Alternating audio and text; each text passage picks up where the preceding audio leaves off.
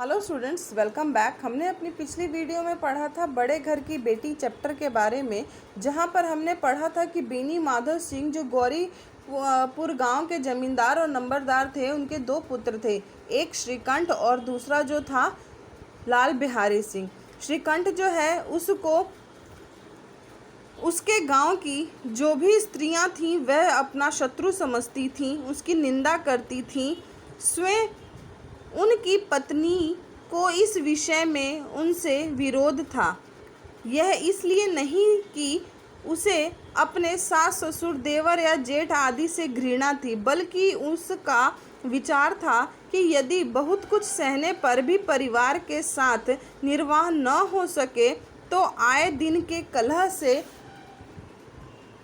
जीवन को नष्ट करने की अपेक्षा अच्छा है कि अपनी खिचड़ी अलग पकाई जाए। यहाँ पर क्या है, यहाँ पर बताया गया है कि जो गांव की जो औरतें थीं जिनको श्रीकंठ से मतलब क्या था, निंदा थी, उसको अपना शत्रु समझते थे। यहाँ तक कि उन औरतों के पति को भी यही लगता था कि उनका विरोध करते थे और उनको लगता था कि अगर यदि सास ससुर या जेठ हो जेठानी हो, किसी से भी अगर आपका जीवन जो है, आपका परिवार जो है वह हिल मिल के नहीं रह रहा है, तो इससे अच्छा है अपने जीवन को नष्ट करने की अपेक्षा आप अपनी खिचड़ी जो है, अपना चूल्हा जो है वह अलग कर लें।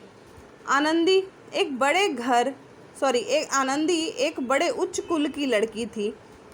उसके बाप एक छोटी सी रियासत के तालुकेदार थे। मतलब क्या थे? तालुकेदार का मतलब होता है बड़े जमींदार थे।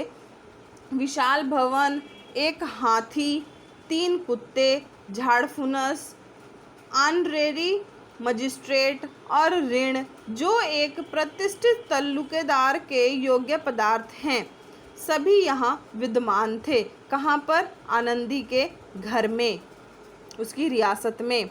नाम था भूप सिंह।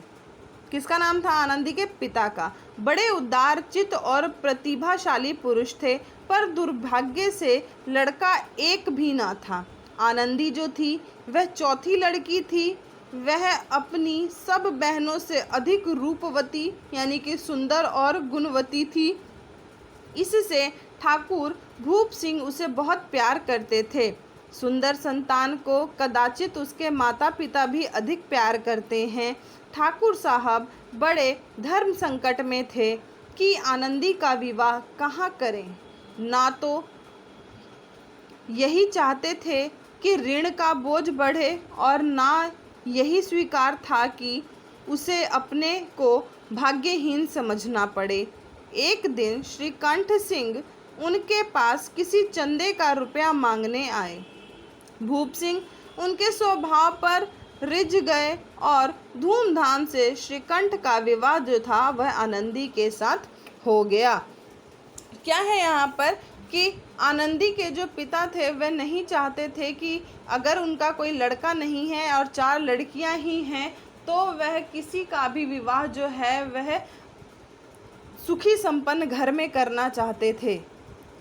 इसलिए वह चाहते थे कि आनंदी उनकी चौथी लड़की है, लेकिन वह शादी के समय किसी से भी उधार बाकी भी नहीं लेना चाहते थे और ना ही यही चाहते थे कि उसका जो भाग्य है वह खराब हो जाए, वह खुद को भाग्यहीन समझे। एक दिन जो है श्रीकंठ सिंह जो है उनके पास चंदा मांगने आते हैं और भूप सिंह उनके स्वभाव पर जो है रिझ जाते हैं। उनके स्वभाव को देखकर वह प्रसन्न हो जाते हैं और अपनी बेटी का विवाह जो है धूमधाम के साथ संपन्न करते हैं श्रीकंठ सिंह के साथ। स्टूडेंट, इसके आगे की जो स्टोरी है वह हम नेक्स्ट वीडियो में करेंगे।